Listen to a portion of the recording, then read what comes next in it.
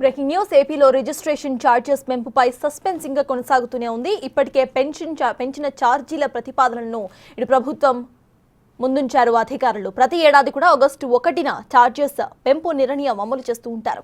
ఈ ఏడాది జనవరి 1 నుంచి పెంపు నిర్ణయం వాయిదాకు ప్రభుత్వానికి వినతులు వెళ్లాయి. ఈ నేపథ్యంలోనే వచ్చే సోమవారం రిజిస్ట్రేషన్ ఛార్జెస్ పెంపుపై ఒక క్లారిటీ వచ్చే అవకాశం ఉంది.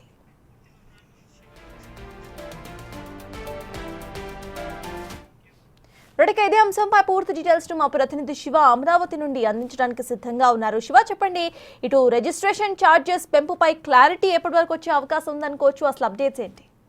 అసలు మొత్తం మీద చూసుకుంటే కనుక ఏపీలో రిజిస్ట్రేషన్ ఛార్జీల పెంపు ఇంకా సస్పెన్స్ కొనసాగుతూ ఉంది. వాస్తవానికి గతంలో ప్రభుత్వం, కొత్తగా వచ్చిన కూటమి ప్రభుత్వం ప్రతి సంవత్సరం ఆగస్టులో ఛార్జీల పెంపుపై నిర్ణయం తీసుకుని పెంపుదల చేయాలని చెప్పి కూడా నిర్ణయం తీసుకున్నారు. అయితే ఇప్పటికే పెంచిన ఛార్జీల ప్రతిపాదనలకు సంబంధించి అధికారులు అయితే ప్రభుత్వం ముందుంచారు. కానీ ప్రభుత్వం మాత్రం దానికి సంబంధించిన ఆమోదం ఏమాత్రం కూడా తెలపలేదు. అయితే ఈ నెల ఏడాది జనవరి, అంటే వాస్తవానికి మొన్న జనవరి నుంచే పెంచాలని చెప్పి కూడా నిర్ణయం తీసుకున్నా కానీ అప్పటి ప్రభుత్వం వాయిదా వేసింది.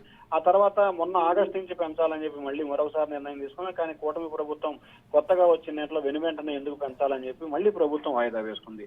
తాజాగా ఈ అంశానికి సంబంధించి రేపు జనవరి నుంచి పెంచాలని చెప్పి మొన్న నిర్ణయం తీసుకున్నారు. అది కూడా తాజాగా వాయిదా పడుతున్న పరిస్థితి కనిపిస్తోంది. సో ఈ నేపథ్యంలోనే ఈ అంశానికి సంబంధించి సోమ మంగళవారాల్లో కూడా మంగళగిరి సిసిఎల్ కార్యాలయంలో స్టాంప్స్ అండ్ రిజిస్ట్రేషన్ శాఖకు సంబంధించిన అధికారులతో, అలాగే రెవెన్యూ అధికారులతో కూడా మంత్రి కీలకమైన సమావేశం నిర్వహించబోతున్నారు. ఆ సమావేశంలో దీనిపై ఒక క్లారిటీ వచ్చే అవకాశం కనిపిస్తోంది. సో సోమ మంగళవారాల్లో రిజిస్ట్రేషన్ ఛార్జీలు పెంచాలా, లేకపోతే వచ్చే ఫైనాన్స్ ఫీజు మారిన తర్వాత ఏప్రిల్ నుంచి పెంచాలా, లేకపోతే గతంలో అనుకున్న దాని ప్రకారం ఈ ఆగస్ట్ అయిపోయింది కాబట్టి వచ్చే ఆగస్ట్ నుంచి పెంచాలా అనే దానికి సంబంధించి కూడా సోమ మంగళవారాల్లో క్లారిటీ వచ్చే అవకాశాలు అయితే కనిపిస్తా ఉన్నాయి. Thank you Shiva.